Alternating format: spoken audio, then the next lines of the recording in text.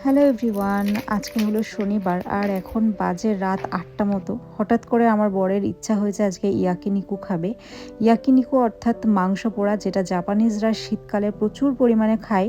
তো যাই হোক, এখন তার ইচ্ছা হয়েছে, যেতে তো হবেই। তো সঙ্গে সঙ্গে রেডি হয়ে বেরিয়ে পড়লাম সুপার মার্কেটে যাওয়ার জন্য। এটি আমার বাড়ির থেকে ৫ মিনিট মতো দূরে।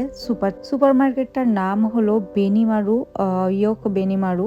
তো এটা জাপানের মোটামুটি সব জায়গাতেই আছে এই সুপার মার্কেটটা। তো জাপানের সুপার মার্কেটে একটি জিনিস হয়, সেটা হচ্ছে যত রাত বেশি হয়, অর্থাৎ দোকানটা বন্ধ হওয়ার দিকে এগোয়, তত কিন্তু মাছ, মাংস এবং খাবার দাবার পাওয়া খুব চাপের হয়ে যায়। তখন প্রায় থাকেই না বললে চলে। তো চলুন আজকে একটু মাংস, মাছ এইগুলো নেব, যেগুলো আর কি দিয়ে ইয়াকিনিকু করা যায়।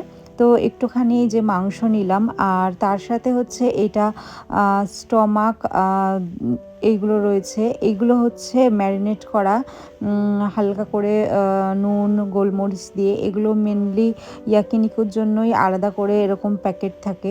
তার পাশে নিলাম একটা মাছ, যেটি সেলে দিয়ে দিয়েছিল। মানে যেহেতু অনেক রাত হয়ে যায়, রাত হয়ে যাওয়ার পরে এখানে সমস্ত জিনিস প্রায় সেলের মধ্যেই চলে আসে। তো এই হচ্ছে মাছ আর কি। তারপরে এখান থেকে নিলাম একটা মাশরুম। এই মাশরুমগুলো ইয়াকিনিকুর সাথেই খাওয়া হয়। তারপরে নিলাম একটি সুশি, এটা কাঁচা মাছের সুশি ছিল, টুনার। তো যাই হোক, আর এপাশ দিয়ে নেব হচ্ছে ড্রিঙ্ক। যেহেতু অনেকটা রাত বেড়ে গিয়েছিলো, তো প্রত্যেকটা জিনিসের ডিসকাউন্ট লেগে গিয়েছিলো।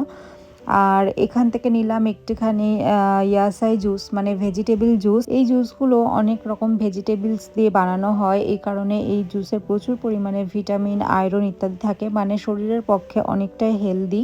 তো এই ছিল আমার বাজার মোটামুটি কমপ্লিট। এবার যাচ্ছি হচ্ছে বিলের দিকে। তো মানে এখন প্রায় 8:30-9টা বেজে গেছে আর কি। এবার গিয়ে কখন ইয়াকিনিকু করব।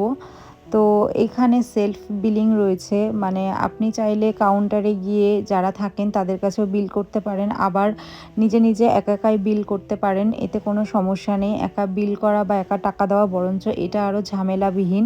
মানে নিজের মতো বিল করে নিলেন তাড়াতাড়ি করে।